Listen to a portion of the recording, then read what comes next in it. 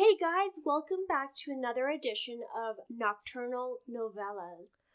We're already on episode 3. Yeah, I love these so much. They are. They're such a good palate cleanser for the end of the month. They are. So just a reminder for any new listeners, our Nocturnal Novellas are a monthly bonus episode. Yeah, on the last Friday of every month, we have a few short, quick, fun stories. Mine usually tend to be urban legends, mythical creatures, some folklore sometimes. All the fun little things that I can't do an entire episode around, but they're interesting. Mm-hmm. They're so much fun.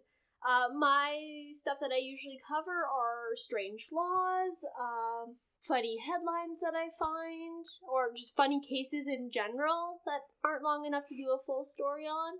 And usually I throw in a strange death or other weird kind of crime stories.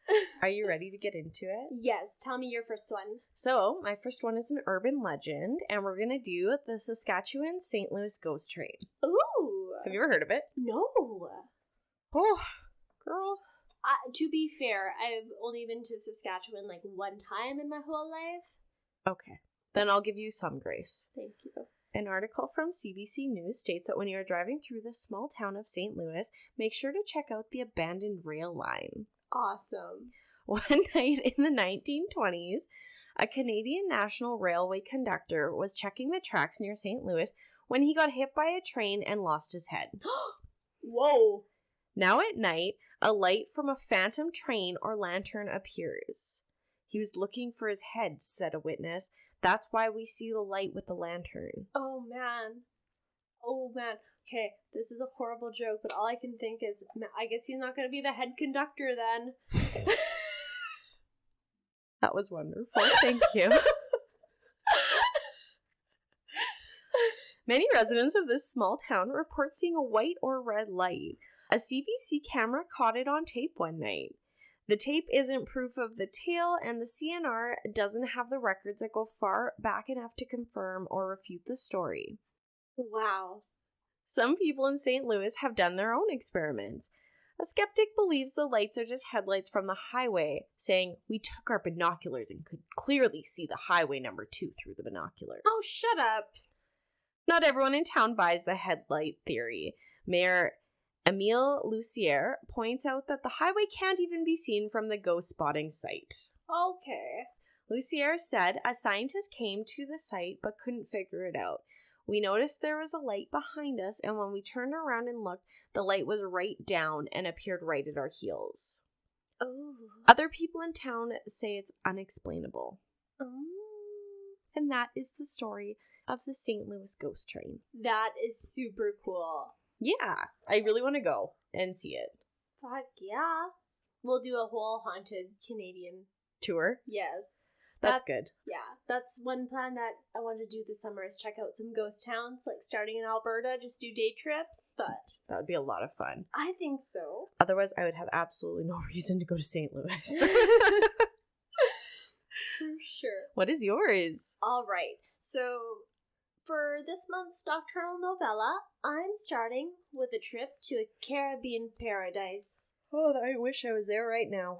Oh, who wouldn't want to visit the sandy beaches and be able to take in the culture from the towns on the islands of St. Kitts and Nevis? Well, those with a potty mouth could find themselves in trouble with the law. Oh, fuck. As these tiny countries have extremely strict, no public profanity laws. Sorry, where is this? In the Caribbean islands of St. Kitts and Nevis. Okay. So according to a LonelyIsland.com article I found, swearing has been illegal since 1961, and currently the law states that those who, quote, make use of any abrasive, blasphemous, indecent, insulting, profane, or threatening language in a public place, in any place, to the annoyance of the public or tending to be a breach of the peace. So you can't just drop the F-bomb whenever you please. No. only in the privacy of your own home. Okay. Yes. What exact curse words used that will get you in trouble vary depending on the officer around. Mm-hmm. So it's best to stay away from, saying fuck in public. Okay. If caught swearing, you could face a fine of 500 Caribbean dollars, so that's roughly $239 Canadian. Okay. But you could be arrested and face up to 6 months in prison. Oh. Travelers are not exempt from this anti-swear law, and it's likely your passport could be held until your court appearance and sentencing. Holy shit. Yeah, they take it very seriously. Okay. Most famously, the rapper 50 Cent was performing in St. Kitts in 2016, and after the profane performance he put on, he was arrested. The rapper was not able to leave the country until his day in court and had to pay $1,100 in fines. Well, at least they didn't fine him per word. No, they just made the whole thing all right. It's a breach of the peace. So yeah, could you imagine if they just had someone there with a tally chart for every swear word? That would be amazing. You owe us actually $2 million. Right? That's $500 a swear. That's the worst swear jar ever. Or the best, depending on what end of it you're on. True. Very true. I know some grandmothers out there that would appreciate that. Right? Another celebrity whose performance got them in hot water was DMX, who was fined in 2003 for excessive cursing. Remember, if you end up visiting this beautiful island, to mind your language, as this isn't your grandmother's swear jar. Amazing. I love that. I enjoyed that one. It definitely reminded me of my husband's grandmother, who, whenever we're around, is constantly yelling at the boys for their swearing around her. So I was like, "Oh, we can't go there, hun." No kidding. I feel like a lot of millennials couldn't go there. Or at least they need to have pre-warnings. Yeah. Mind your tongue. Yeah. Are you ready for my next story? Absolutely, hit me with it. So, my next one is going to be an Inuit mythical creature called Kilut. Okay. And I got it from Superstitions by D.R. McElroy. Kilut is a subterranean beast that resembles a black hairless dog, which feeds on the dead. Oh. The only hair on this creature is on its feet. Oh. Oh, that's the worst. Is it a hobbit? That is the worst place for a hair to be. Oh, what are those hairless dogs? Rat terriers? Oh. That's kind of what my brain thinks of, but the size of Zeus. Okay, I was picturing those, are they the Egyptian dogs? Do you know which ones I'm talking about? They look pretty, I don't know if they're hairless, but they, look super... Oh, no, this thing is ugly. Okay. Well, at least the representations of it on the internet are not flattering. Okay. This hair serves to mask and or ease its tracks so no one can see it wandering. This creature stalks the unwary and considered to be an omen of death. Oh. Mm-hmm. And that is the story of Kilut. Okay, nice. My next case is from February 4th, 2020, and it cracked me up quite a bit. So, I'm all for putting everything in its place and labeling items for organizational purposes. But these two guys seem to have taken some inspiration from Pinterest to heart. Okay. Ian Simons and Joshua Reinhardt were speeding along Interstate 10 in Santa Rosa County, Florida. Unfortunately for the pair, Florida Highway Patrol clocked them going 95 miles per hour, or 150 kilometers. Okay. Causing them to be pulled over by the state trooper. Obviously. After discovering that Reinhardt had an active felony warrant due to violation of probation, the trooper thought it would be best to call in for backup. On the scene, arrived Santa Rosa County Sheriff's deputy in order to assist. They also had police dogs with them. The canine unit alerted law enforcement to some suspicious bags, aptly inscribed, "Bag full of drugs." Somebody had a label maker. I was too eager with it. It wasn't a label maker per se. Like, the bags were actually, like, it was written, like, embroidered right on the bags. Oh my god. Or, like, I don't know if it was, like, a cricket kind of thing, but... Okay. Bag of drugs. Inside the bags, the two 24-year-old men had hid 75 grams of methamphetamine, 1.36 kilograms of GHB, which is like a date rape drug, 1 gram of cocaine, 3.6 grams of fentanyl, 15 MDMA tablets, as well as other paraphernalia. In their bag of drugs? And their bag full of drugs. Oh, sorry. So it is full. No kidding. Okay. Quote, "Note to self, do not traffic your illegal narcotics in bags labeled bag full of drugs," deputies wrote on Facebook. "Our canines can read." Oh my goodness. Both men were charged with trafficking meth and GHB, 3 counts of possession of controlled substances, and possession of drug paraphernalia. And I found this case on rdnewsnow.com. Bag full of drugs. I don't know if I could show my face. I loved that one so much. Like, I see the dark humor in it. And I'm sure at the time they thought they were funnier than shit. Oh, I bet they sure did. But, like, oh my goodness. Bag full of drugs. So, following suit with my last story of the Inuit mythical creature Kilut, I am going with Omens of Death. Ooh. In folklore, yeah. So I got these from talkdeath.com. Okay. First one. Do you want to take a wild guess? The Grimm. No. Omens of Death. Yeah, that's an Omen of Death. Oh, it's not on this list. Oh, okay. I'm just a Harry Potter nerd. That's okay. I still love you. So, my first one is Black Cats. Oh, okay. Fair. Yeah. There are many different ways that interacting with a black cat is seen as a sign of danger or of the approaching death of either you or someone you love. For example, an old German superstition states that if a black cat sits at the bedside of a sick person, this is a sign that they will die very soon. Oh.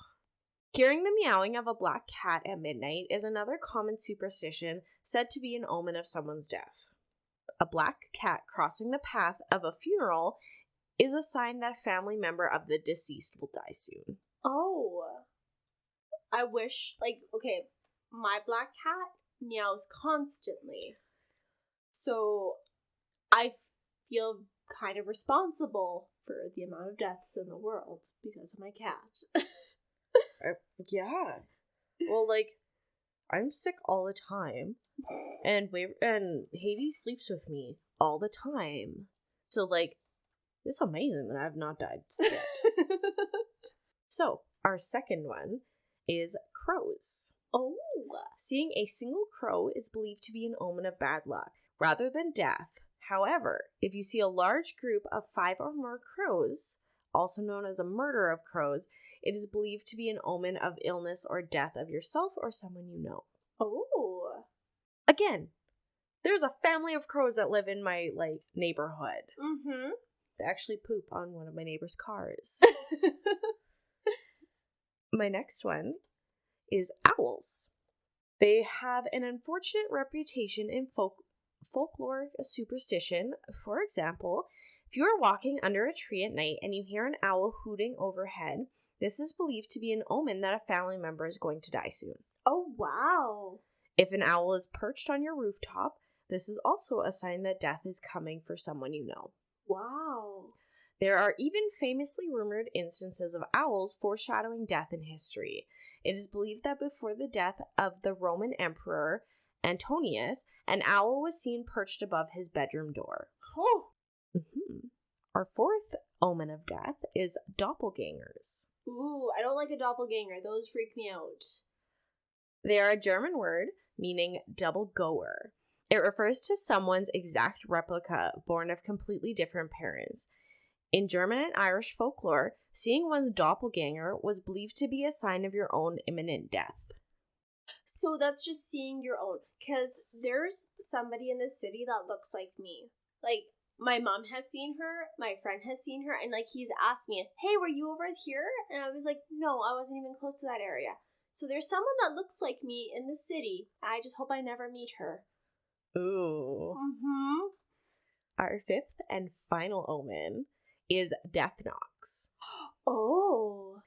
When you hear 3 knocks at your door and open it to find no one is there, death is coming for you. These knocks, also called the knocks of doom, are heard of in many different cultures such as Irish, Scottish, and First Nation communities. Oh. Chills. And that is my omens of death in folklore. That is super interesting. Okay, so this one's a little longer, so I'm sorry, please stick with me because it's truly bizarre. Okay. I'm gonna share the death of John Cummings, and I found this on journal.medizzy.com. Okay. The year is 1799, and Cummings was a 23-year-old American sailor who, that summer, found himself on the way to France. During the many adventures, the crew noticed a carnival tents set up and decided to explore. There they witnessed a man pretending to swallow clasping knives, and I read they were also described as like razors. Okay. Like the flippy razors that men use. So Sweeney Todd. Kind of, yeah, exactly. With the swinging blade, with the single blade. Later, back on the ship, John Cummings, who had much to drink that night, boasted that he had the knife-swallowing skill. Wanting to call the inebriated young man on his bullshit, the crew asked Cummings to perform this risky trick. Oh, Lord. Cummings pulled out his pocket knife and swallowed it whole, then washed it down with more booze. As one does. Once was not enough for this band of sailors, so Cummings ended up swallowing 3 more during the course of the night. Were they at least closed? I believe so. Okay. Not that that's going to do very much good for your small and large intestine, but... Despite the rather sharp items Cummings ingested, he claimed to have no ill effects. In fact, one of the knives passed through his system that same day, and the next 2 did the day after.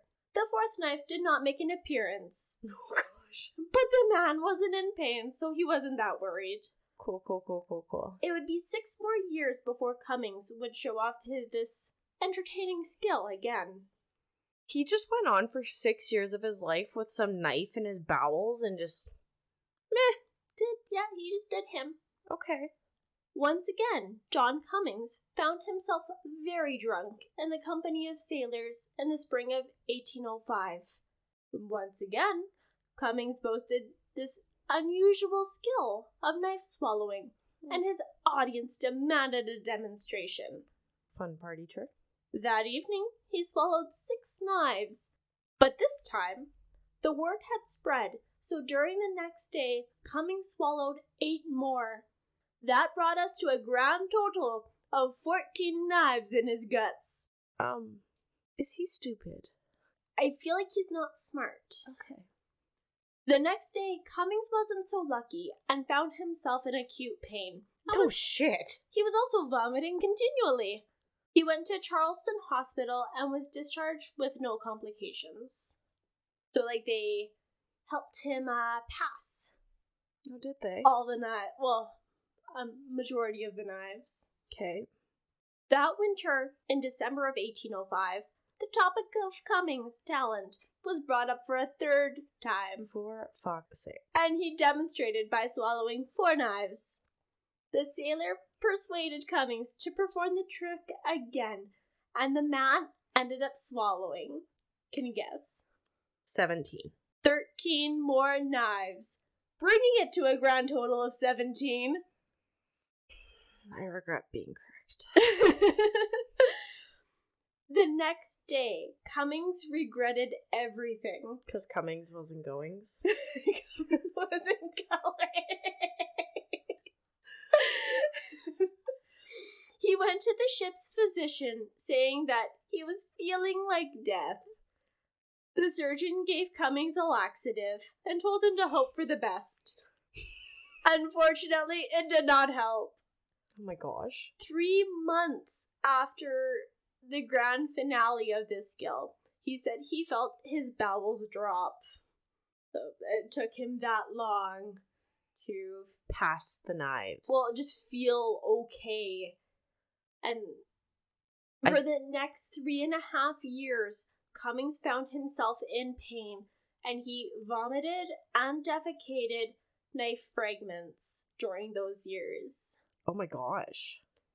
June 1807, his health had deteriorated to the point where he could no longer work on board a ship, so he was expelled from his position.